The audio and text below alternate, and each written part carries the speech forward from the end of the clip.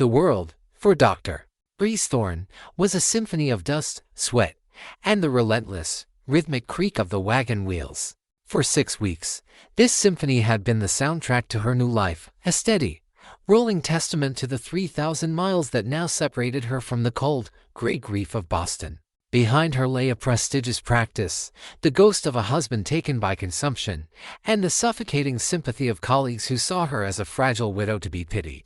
Ahead lay Fort Grant, a new son, and a chance to be not a widow, but a doctor again, and a place where her skills were not just respected, but desperately needed.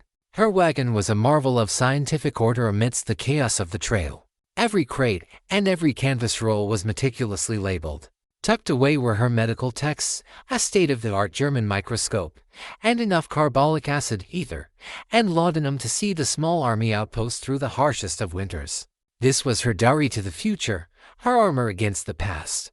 The wagon train was a small one, a collection of 10 families and a dozen hired hands, all drawn west by the irresistible gravity of hope. They were good, sturdy people. There was the Miller family, with their brood of sun-bleached children, heading to start a farm.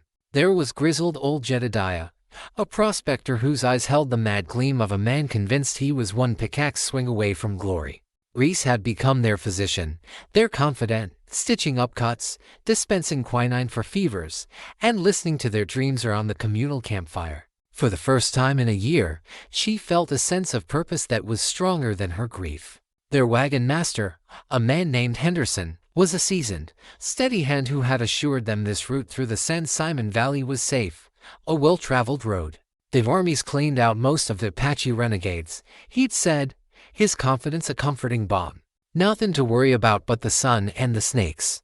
It was on a blistering hot afternoon, in a narrow, rock-strewn pass the locals called Cain's Anvil, that Henderson's promise turned to dust and blood.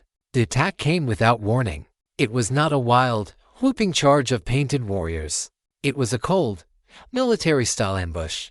The first sign was a single, sharp rifle crack from the high rocks, and Henderson, riding at the head of the column, simply ceased to be, his body thrown from the saddle as if by an invisible hand. The world exploded.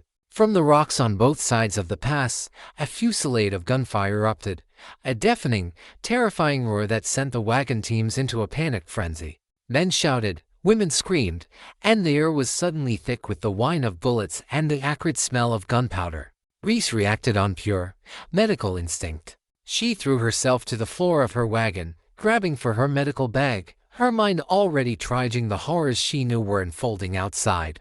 She heard the men of the wagon train returning fire, their shots sporadic and desperate against the disciplined, overwhelming volley of their attackers. The fight was a brutally short, one-sided massacre. The settlers were farmers and merchants, not gunfighters. Their attackers were professionals. Through a slit in her canvas cover, Reese saw glimpses of the nightmare. Men in dusty trail clothes, their faces obscured by bandanas, moved with a terrifying efficiency, their rifles spitting flame, cutting down the defenders with a cold, impersonal precision. A bullet tore through the side of her wagon, flintering the wood just inches from her head. The wagon lurched to a halt as the led mule went down, screaming.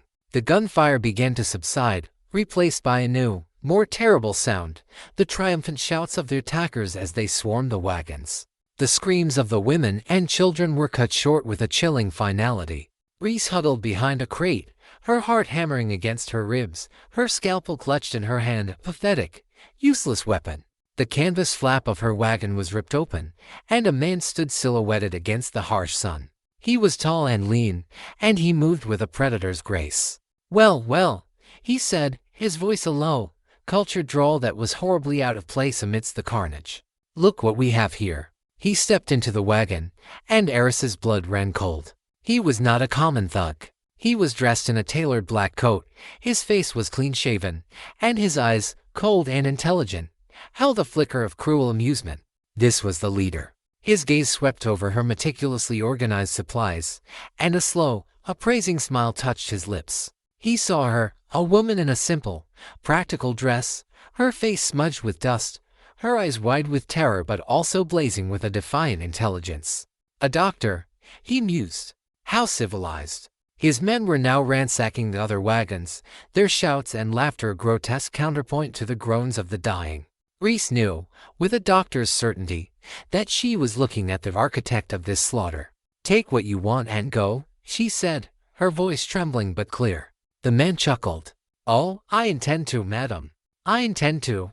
His eyes then fell upon a small, leather-bound trunk tucked under her cot, a trunk marked with the initials ET. His smile vanished, replaced by a look of intense, focused recognition. "That trunk," he said, his voice a low, dangerous hiss. "Open it." "It's just personal effects," she stammered, her mind racing. The trunk held her husband's letters, her family's heirlooms, and, sewn into a false bottom, the last of her inheritance, a considerable sum in gold coins she had brought to buy a proper house and establish her practice. He didn't wait for her to comply. He ripped the trunk out and smashed the lock with the butt of his pistol. He tore it open, tossing aside the letters and the daguerreotypes, his hands searching until they found the hidden compartment. He pulled out the heavy, canvas bags of coin, a triumphant, greedy light in his eyes. He then looked at her, and his expression was no longer one of amusement. It was something colder, something personal. "My condolences on your husband's passing, Dr. Thorne," he said, his voice dripping with a mock sympathy. Reese stared at him, a cold, dawning horror seeping into her veins. How do you know my name?" The man smiled, a terrible, reptilian twisting of his lips. "Oh, I know a great deal about you. You see, your late husband, Edward, was my brother." The world tilted on its axis. This was Elias Thorne, Edward's estranged, disgraced brother. The black sheep, the gambler, the monster her husband had spoken of in hushed, pained whispers. He had known she was on this train. This wasn't a random robbery. It was a targeted assassination. "He always did have better luck than me," Elias continued, his voice a venomous whisper. "A loving wife, a respectable life, a tidy inheritance. I'm just here to correct the imbalance." He backed out of the wagon, the gold in his hand. "My men have their orders. No survivors." He gave a small, mocking bow. "A pleasure to finally make your acquaintance, sister-in-law. Do give Edward my regards when you see him." He was going to leave her to die. He wouldn't even grant her the mercy of a quick bullet. He was abandoning her, a lone survivor in a graveyard of her own hopes, to the slow, agonizing death of the desert. The last thing she heard as he rode away was his cruel, triumphant laughter, echoing off the blood-stained rocks of Cain's Anvil. The silence that descended upon Cain's Anvil after the bandits rode away was more profound and more terrifying than the chaos of the battle. It was the silence of a tomb, heavy and absolute, broken only by the buzzing of flies and the lonely, mournful cry of the wind through the rocks. For a long time, Reese did not move. She remained huddled in her wagon, her body locked in a state of catatonic shock. The revelation of Elias's identity, the sheer, personal cruelty of his actions, had shattered her world far more completely than any random act of violence could have. This was not the indifferent savagery of the frontier she had been warned about. This was a sophisticated, intimate evil, a poison that had flowed from the heart of her own family. The sun began its slow, merciless descent, and the heat in the pass intensified. Thirst, a primal, undeniable force, finally broke through the fog of her shock. She stumbled out of her wagon and into the abattoir that had been a bustling, hopeful community only hours before. The sight was a physical blow. Bodies lay where they had fallen, their faces frozen in masks of surprise and terror. The Millers, their children, old Jedediah, all of them. The dust was stained dark with their lifeblood. The wagons were ransacked, their precious, hard-won contents scattered and trampled. The dream of a new life had died here, for everyone. A cold, clinical detachment, the defense mechanism of a doctor who has seen too much death, took over. She moved from body to body, her training compelling her to check for any sign of life, any flicker of a pulse. There was none. She was the only one left, the sole survivor. The thought was not a relief, but a crushing, unbearable weight. Why her? Why had she been spared only to witness this and then die alone? Elias's parting words echoed in her mind. No survivors. He hadn't left her alive out of mercy. He had left her alive as a final, exquisite act of torture, to let the sun and the thirst and the terror finish the job for him. As dusk settled, painting the bloody rocks in soft, pastel hues, and new terror-arrived predators. The distant howl of a coyote, closer this time, was soon answered by another. They were gathering, drawn by the scent of death. That was what finally spurred her to action. A fierce, defiant rage, hot and clean, burned through the shock and the grief. She would not die here. She would not be food for coyotes. She would not give Elias Thorne the satisfaction. She was a doctor, a scientist. She would treat this as a medical problem. The patient was herself. The disease was this wilderness. The prognosis was grim, but she would not give up without a fight. Her first priority was water. Her own wagon's barrel had been splintered by a bullet. She searched the others, her movements now frantic. She found one barrel that was still half full. She drank the warm, stale water, the most precious thing she had ever tasted. She filled a single, discarded canteen. Next, supplies. She rummaged through her own wrecked wagon. Most of her medical supplies were destroyed, the glass bottles shattered. But she found a small, intact kit containing needles, sutures, a few rolls of clean bandages, and a precious and broken bottle of carbolic acid. She found her scalpel. She found a small tin of lucifer matches. She salvaged what little food she could find, a bag of hardtack, a small sack of beans. And she found her husband's letters, trampled in the dust. She gathered them, her hands trembling, and tucked them inside her dress. They were a reminder of the man Elias had so grotesquely betrayed. She could not stay here. She had to move. But where? She had no horse, no map, and only a vague idea of the geography of this alien land. The wagon train had been following a river valley.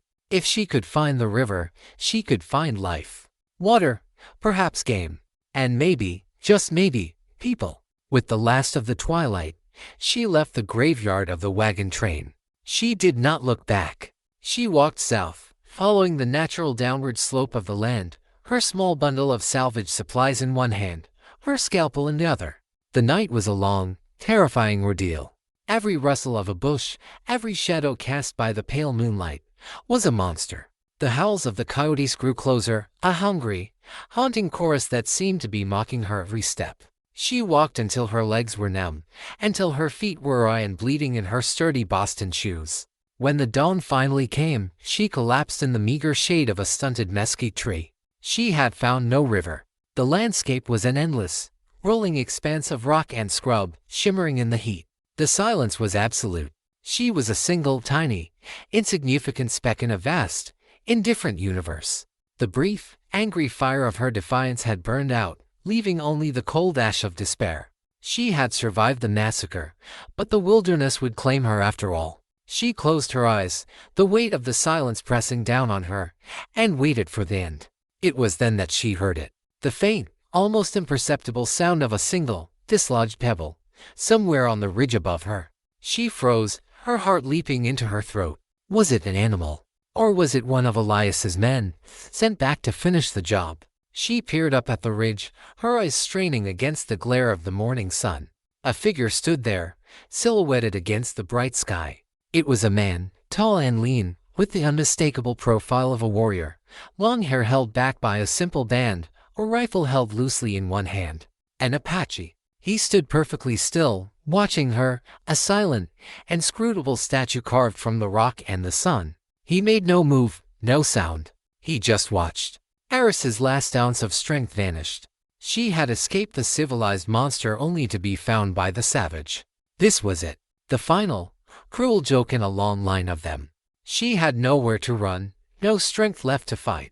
She simply stared back, her gaze locked with the silent, watchful figure on the ridge, the weight of her impending death a cold, heavy stone in the pit of her stomach. The Apache warrior did not move from the ridge for what felt like an eternity. He was a study in absolute stillness, a predator assessing his potential prey.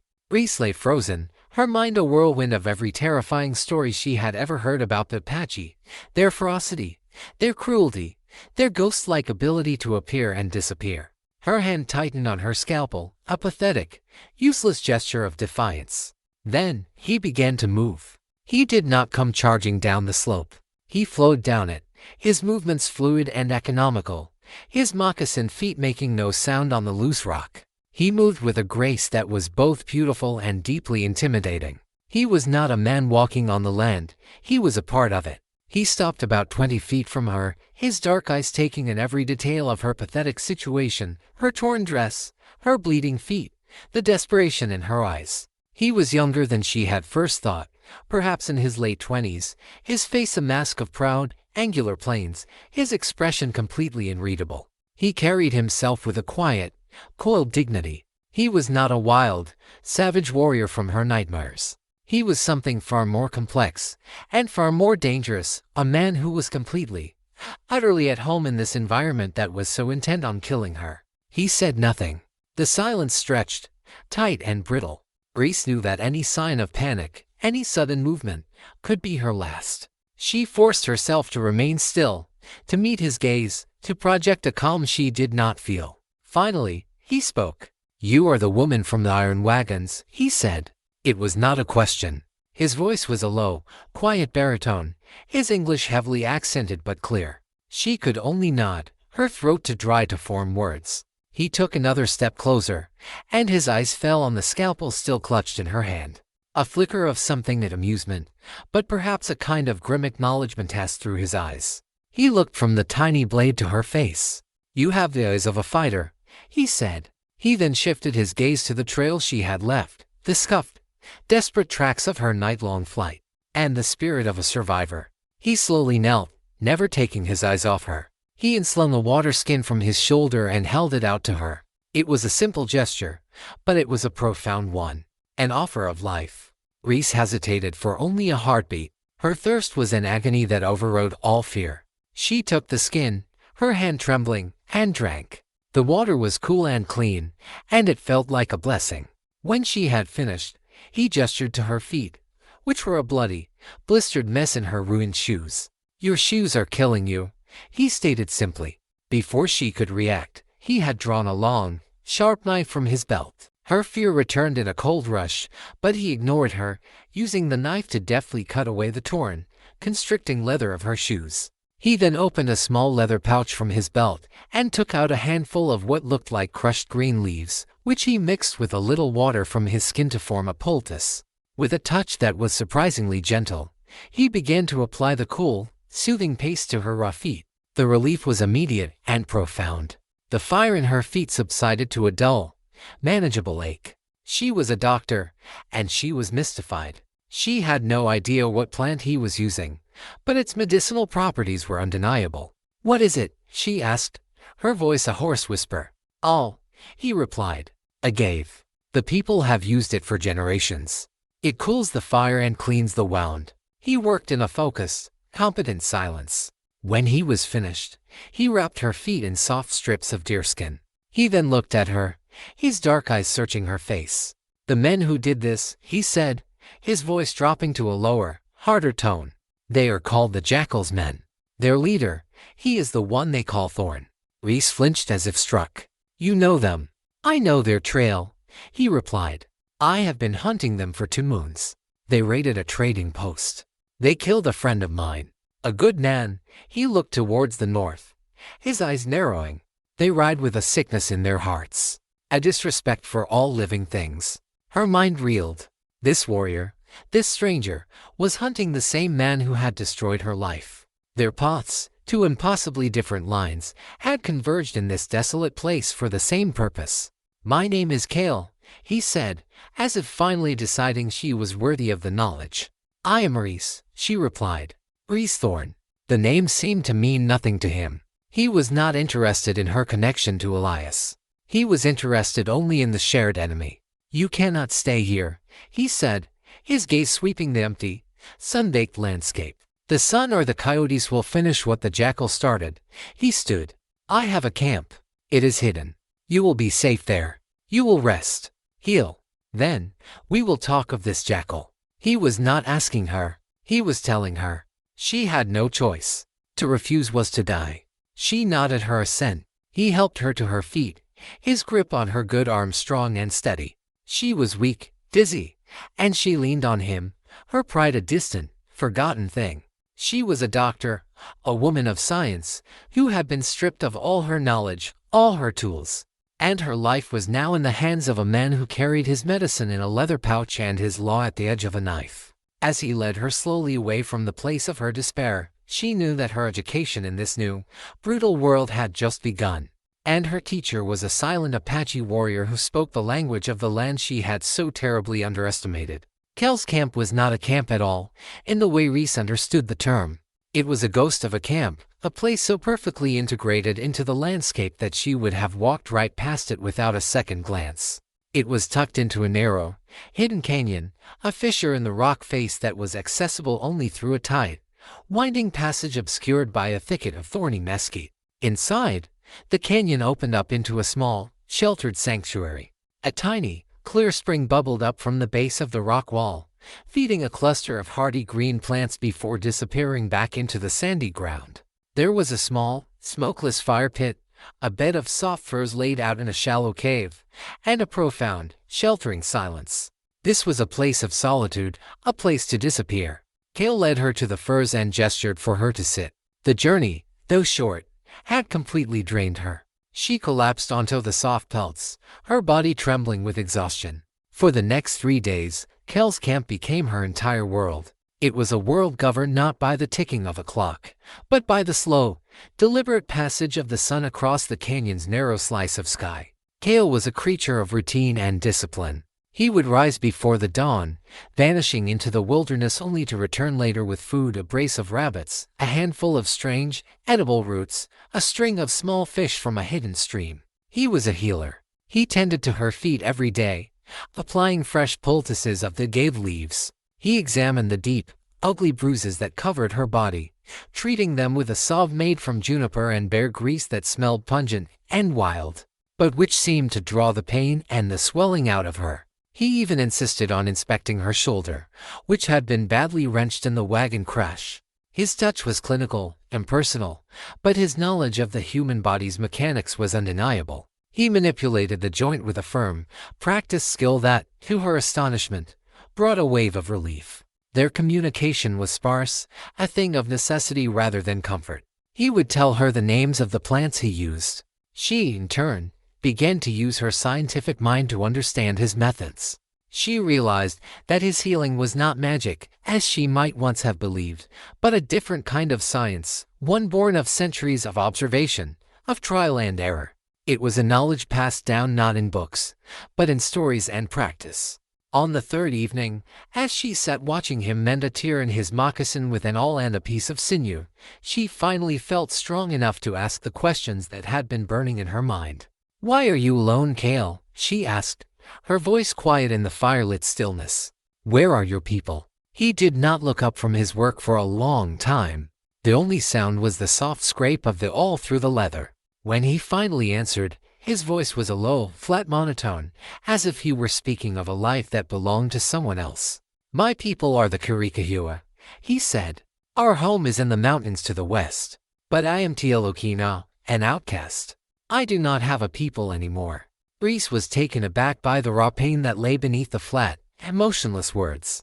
"Why? What did you do?" He finally looked at her, his dark eyes holding the ghost of an old, bitter memory. "Our leader, a man named Chaco, decided to take the warpath. He wanted to raid the white settlements along the San Pedro. He spoke of revenge for land stolen, for treaties broken." His words were fire, and the young men listened. He paused, his gaze turning to the flames of their small fire. "But the settlements he chose were farms, not soldiers. Families, women, children. I spoke against it. I said there is no honor in killing the helpless. I said the path of the warrior is not the path of the butcher. For that, I was called a coward, a traitor.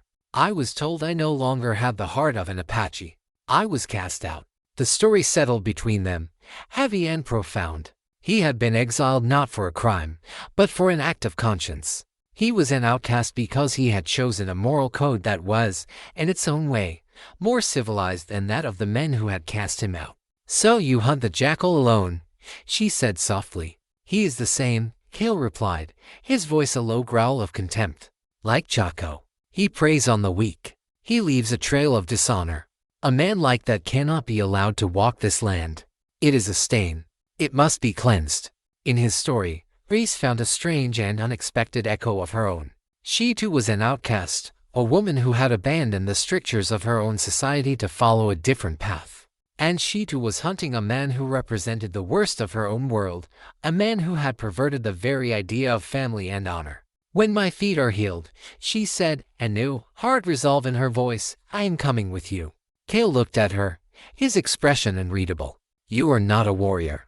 The trail ahead is dangerous. It is no place for you." "I am a doctor," she countered, her gaze unwavering. "You may need one. And I am the only person in this territory who can look Elias Thorne in the eye and testify to what he is. I am the only one who can see him hang by the white man's law." She leaned forward, her voice dropping to a fierce whisper. "He left me for dead. He will not be rid of me that easily. This is my hunt now, too." He studied her for a long time, his dark eyes seeming to weigh her spirit. He saw the fire in her, the same stubborn and yielding will to live that had driven her to crawl to the river. He saw a fellow outcast, a fellow hunter. He gave a single, slow nod. "Tomorrow," he said, "I will make you new shoes. The kind that do not kill you." It was an acceptance, an acknowledgement. The unspoken truce had become a spoken alliance. In the quiet solitude of the outcast's camp, two solitary hunters, from two different worlds, had agreed to follow the same bloody trail, together. The shoes Cale made for her were a revelation. They were not shoes at all, but moccasins, crafted from a single piece of soft, supple deerskin that he had smoked over a fire until it was the color of rich earth. They fit her feet perfectly, the soft leather a gentle caress on her still healing skin. When she stood, she felt a connection to the ground she had never known, every stone and every twig a distinct sensation beneath her feet. "The land speaks," Cale said, watching her take a few tentative steps. "Now, you will be able to hear it." Their journey began the next morning. Cale had packed their meager supplies with an efficient, practiced grace. He had insisted she leave behind her bulky, torn dress, providing her with a simple buckskin tunic and leggings. The clothes were practical, comfortable, and made her feel like a different person. The refined Dr. Reese Thorne of Boston was gone, replaced by a leaner, harder woman whose identity was still being forged. The only remnants of her old life she carried were the scalpel in her belt, the letters in her tunic, and the cold, hard purpose in her heart. The first lesson of the trail was silence. Cale moved with a ghost-like quiet, and he expected the same of her. He taught her how to walk, placing her feet heel to toe, rolling her weight, making her conscious of every step.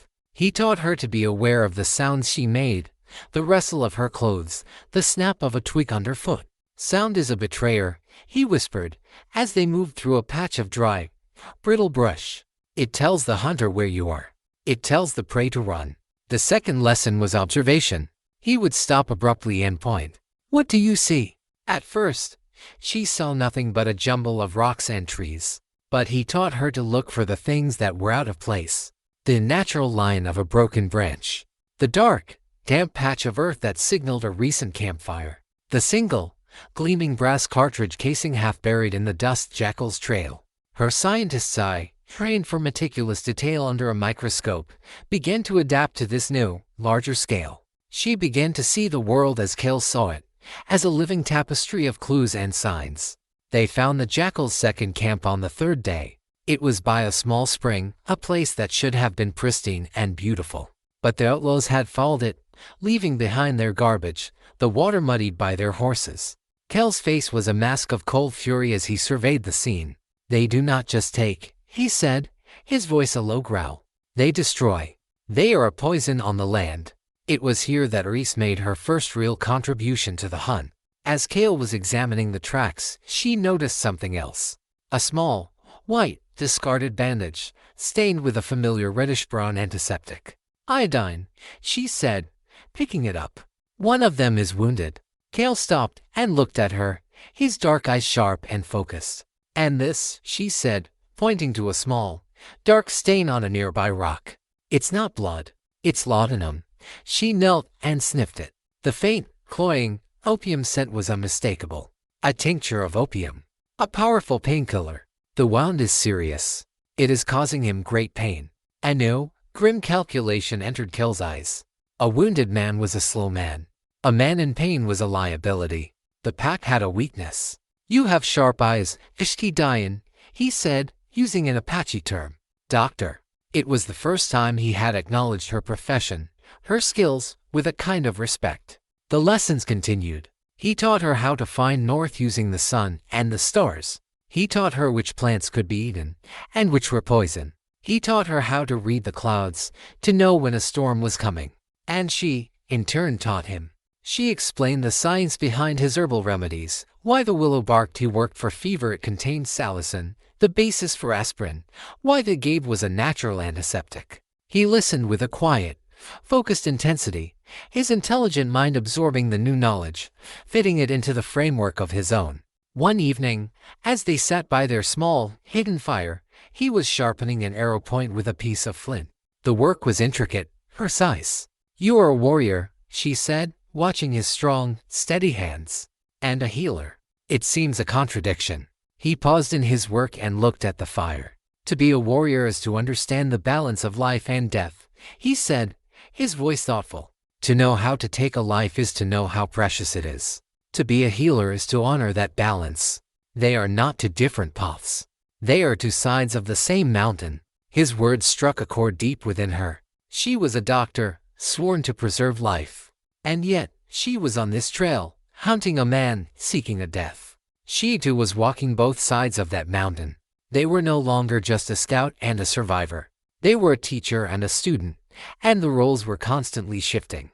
They were two healers, two hunters, and the bond between them, forged in the harsh and forgiving crucible of the trail, was becoming as strong and as resilient as the land itself. And with every lesson learned, with every mile traveled, they were being reforged, becoming the very weapons they would need to face the monster they were so relentlessly hunting. The trail of the jackal's men led them out of the rolling plains and into a landscape of stark, brutal beauty. They entered the Badlands, a maze of sun-baked canyons and twisted rock formations that looked like the bones of some ancient, long-dead world. It was a desolate, thirsty country, a place that felt hostile to life itself. It was here that Kel's skills became truly apparent. He navigated the labyrinthine canyons with an unerring sense of direction, finding hidden seeps of water and meager grazing for his horse in a land that seemed utterly barren. Reese, now confident in her moccasins, moved with a newfound endurance, her body hardened by the trail, her mind sharpened by a constant, vigilant awareness. They found the next sign of the Jackal's passage in a place that was already a monument to death, a ghost town called Redemption's Hope. It had been a mining boom town, but the silver had played out, and the town had died, leaving a collection of skeletal, sun-bleached buildings to be reclaimed by the wind and the dust. The Outlaws had passed through. They had used the old, abandoned saloon for shelter. The signs of their passage were stark and ugly. They had used the wooden tables and chairs for firewood, and the walls were riddled with fresh bullet holes, the result of some drunken, careless target practice. But there was something else. In the center of the dusty street lay a body. It was one of the outlaws. Reese recognized him as one of the men who had ransacked her wagon. He had been shot, not once, but 3 times, in the chest. Cale knelt beside the body, his face a grim, stony mask. He examined the ground, the position of the corpse, the ejected cartridge casings. "This was not a fight," he said, his voice a low, hard growl. "This was an execution." Reese, her medical instincts taking over, examined the man's wounds. She saw the familiar, dark stain of laudanum on his shirt. "This was the wounded man," she said. "He was slowing them down. So Elias killed him." The cold-blooded brutality of the act sent a chill through her, a chill that had nothing to do with the cool breeze that whispered through the ghost town's empty windows. Elias was not just a thief and a murderer. He was a creature who devoured his own. He was shedding the weaker members of his pack, streamlining his gang, becoming leaner, more dangerous. "He is a man with no honor," Cale said, his voice filled with a profound, visceral contempt. "He is a coyote who eats his own leg to escape a trap." He looked at Reese, his dark eyes holding a new, urgent warning. "This changes things. A man who will kill his own will kill anyone, for any reason. He is becoming more desperate, more unpredictable." They left the body where it lay, a grim sentinel in the street of the dead. The mood of their journey had shifted. Before, they had been hunters on a clear trail. Now, the trail felt more treacherous, the prey more rabid. That night, They made their camp in a hidden alcove overlooking the ghost town. For the first time, Cale insisted they take turns standing watch. The sense of imminent danger was a palpable thing, a pressure in the air. As Reese took the first watch, her rifle across her lap, she stared down at the dark, silent town. It was a testament to the boom and bust of hope in this land, a place where dreams had come to die. She felt a strange kinship with it. Her own dreams had died in Cain's anvil. What would rise from the ashes? When Cale came to relieve her, he found her staring into the darkness, her husband's bundled letters in her lap. "You carry your ghosts with you," he said, his voice a quiet statement of fact. "They are all I have left of him," she replied, her voice soft. "Of the life I had. A memory can be a heavy burden," he said, sitting beside her, his own gaze drifting to the distant, star-dusted horizon. "Or it can be a source of strength. It depends on how you carry it." She looked at him, at his proud, stoic profile silhouetted against the night sky. He carried his own ghosts, his wife, his daughter, his people. But he carried them not as a burden that weighed him down, but as a fire that fueled him, that gave him his purpose. "Elias, my brother-in-law," she began, the word tasting like poison in her mouth. "He is a ghost from my husband's life. A dark secret." Edward was ashamed of him. He tried to pretend he didn't exist. But the ghost didn't go away. It just grew stronger in the darkness. "A sickness that is ignored will fester," Cale said, his voice a low murmur. "It must be cut out." She looked down at the scalpel at her belt, then at the rifle across her lap. A doctor's tool to heal, soldier's tool to kill. She was beginning to understand that sometimes the only way to heal a sickness was to destroy it. The ghost town had given them a warning. It had shown them the true, soulless nature of their enemy. It had stripped away the last of their illusions. This was not a simple hunt for justice anymore. It was a necessary act of cleansing. It was surgery. And they were the only two surgeons in this vast, empty, and increasingly dangerous operating theater. The Jackal's trail, now the trail of a smaller, more desperate pack, led them north, into a land that was scarred and blackened. They had entered the burned lands, a vast stretch of prairie that had been ravaged by a massive fire the previous summer. It was a landscape of charcoal-black ground and the skeletal, ghostly remains of trees, a place where the very earth seemed to be in mourning. The tracking became more difficult. The wind, sweeping across the open, unprotected plains, blurred the tracks, and the blackened ground offered few of the subtle clues Cale relied upon. But Elias and his men, now moving with a new, reckless speed, were growing careless. They left a trail of discarded food tins and the clear, deep prints of hard-ridden horses. "They are running," Cale observed, studying the tracks. "He has put the fear in them. They are no longer riding with him. They are running from him, as much as from any law." Their destination, Cale surmised, was the Powder River country, a wild and tamed region that was a haven for outlaws and renegades, a place where the law was a distant, irrelevant rumor. To get there, they had to cross one last major obstacle, the Belforche River. "It will be running high from the spring melts in the mountains," Cale said, his eyes on the horizon. "There are only a few safe crossings. He will be heading for the one they call the Devil's Gate, a narrow, rocky ford." "Can we beat them there?" Reese asked, a new, urgent energy in her voice. "The trail they follow is the long one, through the valleys," Cale replied. "We will take the high trail, across the ridges.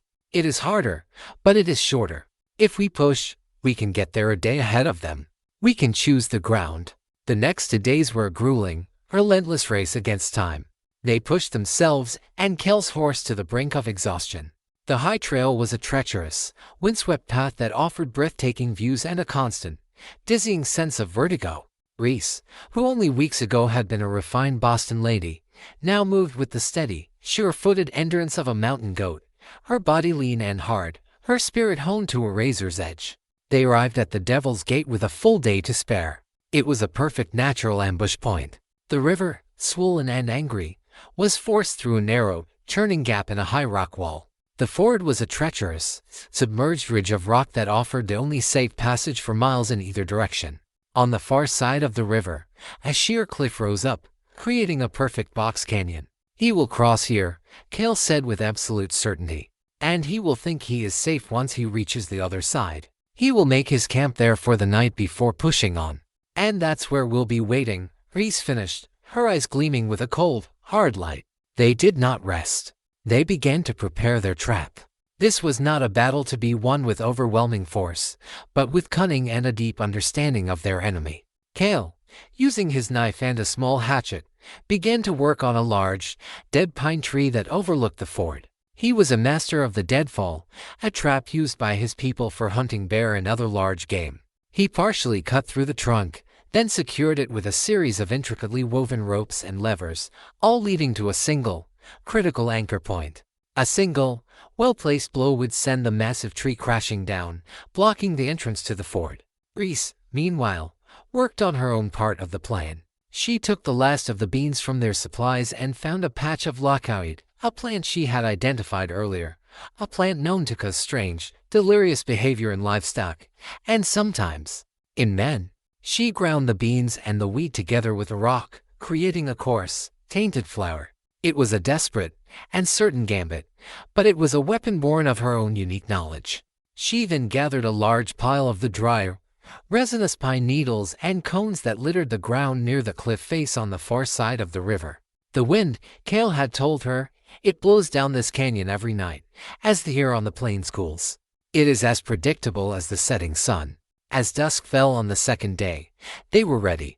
Cale took up his position near the deadfall trap, a ghost in the shadows. Reese, with her tainted flour and her pile of tinder, was hidden in the rocks high on the cliff face overlooking the box canyon where Elias would make his camp.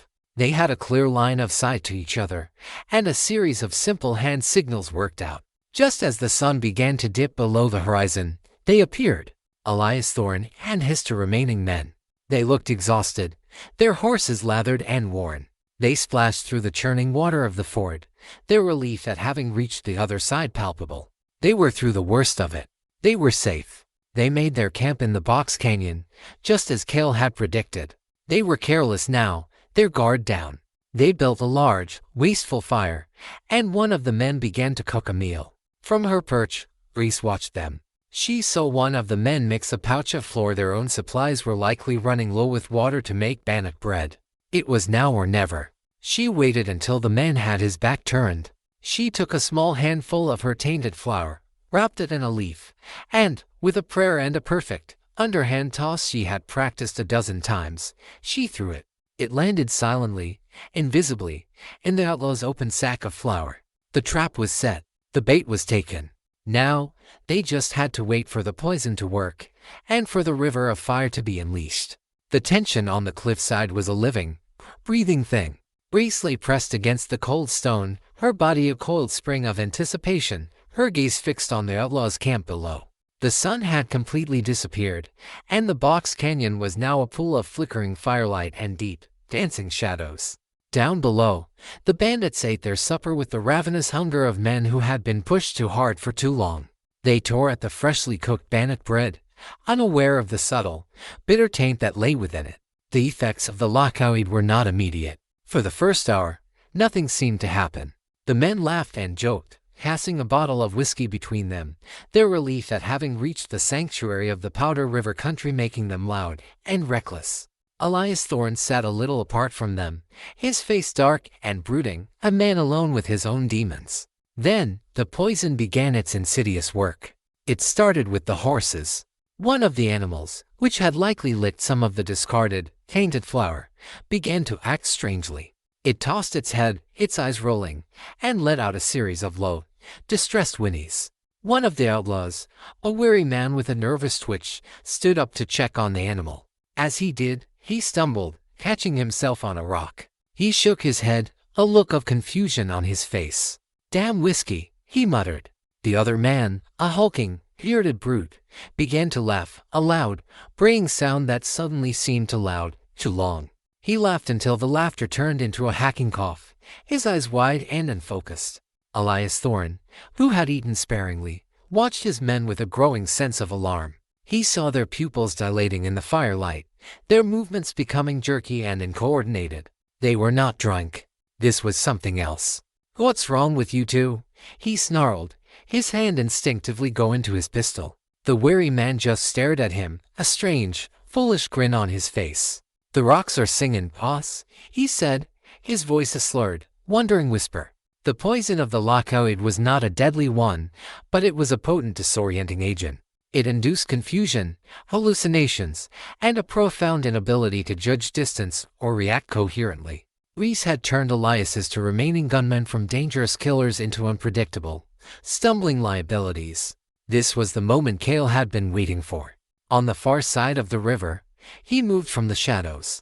With a single, powerful blow from his hatchet, he struck the anchor holding his deadfall trap in place. The sound was a sharp, explosive crack that echoed through the canyon. It was followed by a deep, groaning roar as the massive pine tree, its life ended a season ago, finally gave up its long fight with gravity. It crashed down across the narrow entrance to the ford, its tangled branches completely blocking the outlaws' only escape route. The bandits, their minds already reeling from the effects of the poison, were thrown into a state of absolute panic. The crashing tree sounded to them like the end of the world. "We're trapped," the big man screamed, his voice a high, terrified wail. He began to fire his pistol wildly into the darkness, at enemies that existed only in his own poisoned mind. From her perch, Reese knew it was her turn. She took a deep breath, the cold night air a shock to her lungs. She struck one of her precious lucifer matches and touched it to the pile of dry pine needles and resinous cones she had prepared. The tinder caught with a whoosh, erupting into a bright, eager flame. She pushed the burning pile over the edge of the cliff. It tumbled down, a rolling ball of fire, trailing sparks like a comet. It landed at the base of the cliff, and the thick carpet of dry pine needles that had accumulated there for years. The effect was instantaneous and spectacular. The dry needles ignited, and a wall of fire roared to life, sweeping across the back of the box canyon, fueled by the steady, predictable wind that was now blowing down from the plains. The outlaws were now completely, utterly trapped. Behind them, a raging river. In front of them, a wall of fire. On one side, a sheer cliff face. And on the other, an impassable, tangled deadfall. Elias Thorne stood in the center of the inferno, the firelight casting a demonic glow on his face.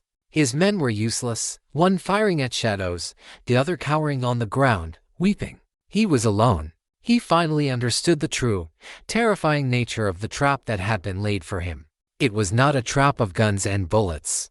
It was a trap of fire, poison, and a cunning that was as patient and as ruthless as the land itself. He spun around, his eyes wild, searching the darkness, searching for the ghosts who were orchestrating his damnation.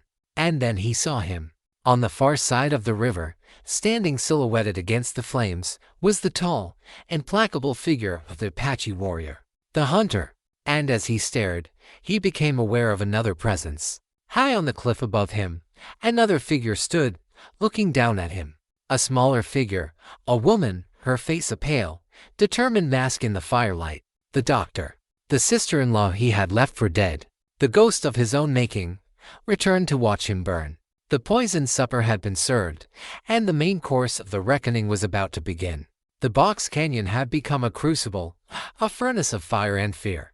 The flames roared, consuming the dry brush at the back of the canyon, casting a hellish, dancing light on the scene.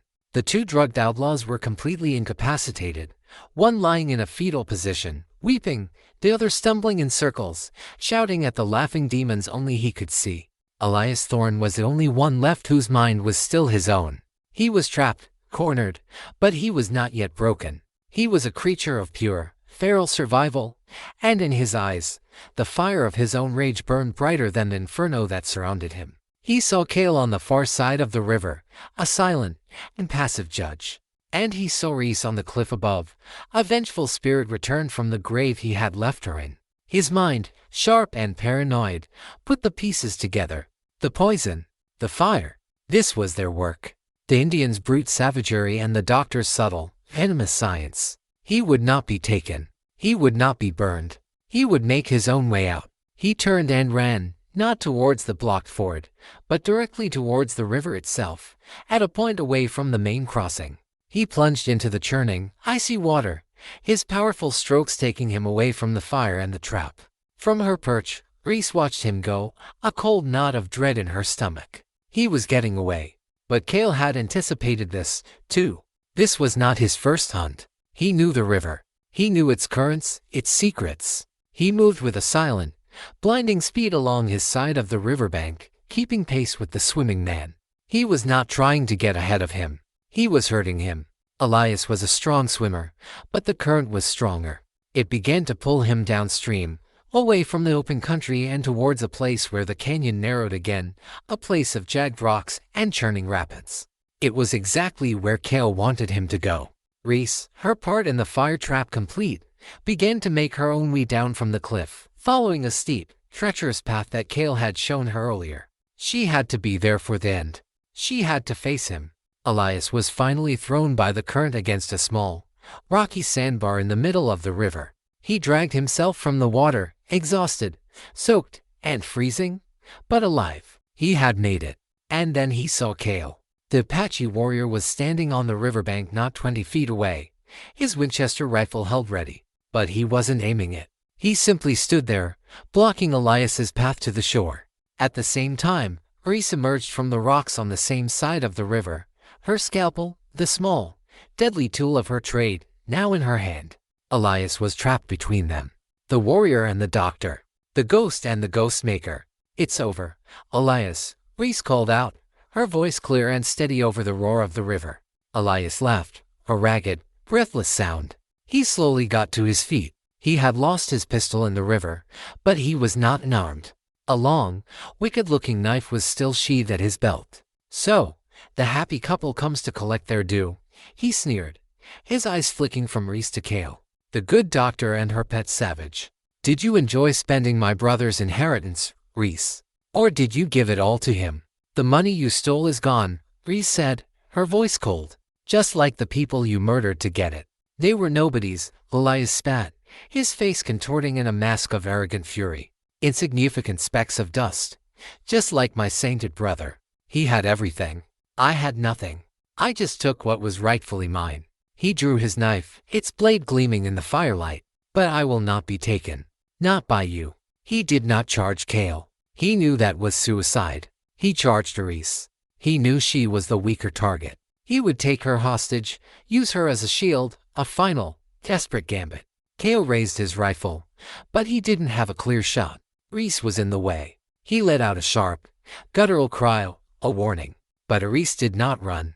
She did not scream. She stood her ground, her eyes locked on her charging brother-in-law. The world seemed to slow down. She was a surgeon. She knew anatomy. She knew the precise, delicate places where a life could be ended with a single, well-placed cut. As Elias lunged at her, his knife held high, she did not retreat. She moved forward, inside his reach, a surgeon's move, a fencer's move. She ducked under his wild, sweeping slash, her own hand, holding the scalpel, coming up. It was not a slash. It was a precise, clinical cut. She drew the razor-sharp edge of the blade across the inside of his wrist, severing the tendons and the artery with a practiced, anatomical precision.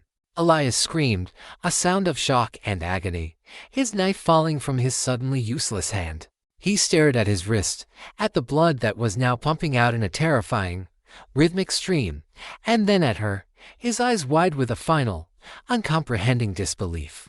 He had been brought down not by the warrior's rifle, but by the doctor's scalpel. He staggered back, clutching his arm, and his foot slipped on the wet rocks of the sandbar. He fell backward, into the deepest, fastest part of the current. The river, which he had thought was his escape, now became his executioner. It grabbed him, pulled him under, and swept him away into the churning, roaring darkness.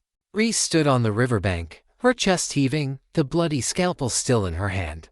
Cale came to stand beside her. He looked at the river, then at her. He placed a hand on her shoulder, a gesture of profound, silent respect. The hunt was over. The sickness had been cut out.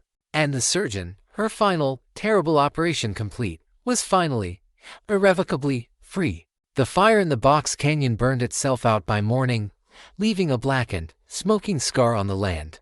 The river, indifferent to the human drama that had played out on its banks, flowed on its waters, having already carried the last mortal remains of Elias Thorne to some unknown and marked grave. Sheriff Bodini and his posse arrived shortly after dawn, drawn by the smoke. They found the scene with a kind of stunned awe, the two surviving outlaws, babbling and incoherent, tied securely to a tree, the deadfall blocking the ford, the scorched earth. They found Reese and Cale sitting by the river, two quiet, exhausted figures in the pale morning light. The story was pieced together, and the legend of the event began to grow even before the posse had finished rounding up their prisoners. They spoke in hushed tones of the Apache's cunning, of the mysterious fire, and of the doctor woman who had faced down the devil himself. Bodini, a man completely transformed by the experience, offered Reese anything she needed. A full escort to Fort Laramie, a government voucher for her lost property, a formal commendation. She thanked him, but politely, firmly, refused. "My property wasn't lost, Sheriff," she said, her hand resting on the satchel that held her father's instruments.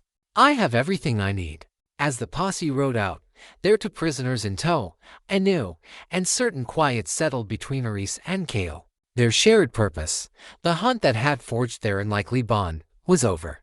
The trail had ended. "I will take you to the fort now," Cale said, his voice a low, formal statement. It was the honorable thing to do, to return her to her own world. Reese looked at him. She saw the quiet sadness in his eyes, the loneliness of the outcast who, his mission complete, was now truly alone again. She looked at the vast, rugged landscape that stretched out before them, a land that had once terrified her, but which now felt, in a strange way, like home. "And what will you do then, Cale?" she asked softly. "Go back to being a ghost?" He did not answer. He simply stared at the distant mountains, the place where his people were, the home he could not return to. "You once told me," she said, "that a memory can be a burden or a source of strength, and that to be a healer is to honor the balance of life. My life in Boston, that is a memory now. My work as a healer, that is my strength." She took a step closer to him. "There are other people in this land who need a healer. Your people, the settlers. People caught in the middle. People who are sick, who are hurt. People who have no one else to turn to." She paused, her gaze direct and wavering. "But a doctor needs a guide, a protector, a partner who knows the land, who knows its medicines, who understands its heart." He looked at her, his dark eyes searching her face, and for the first time, he let her see the profound, aching loneliness that lay beneath the stoic warrior's mask. "The white world would not accept a man like me," he said, his voice rough with an emotion he rarely showed. "And your world, you would be an outcast among my people." "Then we will be outcasts together," she replied, a slow, sure smile spreading across her face. "We will make our own camp. We will walk our own trail." It was not a declaration of love, not in the way the poets of her old world would have written it. It was something deeper, something harder, something forged in fire and blood and a shared, profound respect. It was an acknowledgement of two solitary souls who had found in each other a purpose, a balance. Cale looked from her determined face to the vast, open horizon, a future that was unwritten and full of danger, but a future that no longer had to be faced alone. He gave a single, slow nod, and the weight of the world seemed to lift, just slightly, from his shoulders. They did not ride for Fort Laramie. They turned their horses north, towards the Black Hills, the Pahasapo, the heart of the country. They were two healers, a man who knew the ancient secrets of the earth and a woman who carried the new sciences of her age. They were two survivors, a doctor without a practice and a warrior without a tribe. The trail ahead was unknown, but for the first time in a very long time, for both of them, it was a trail filled with the promise of a new sun.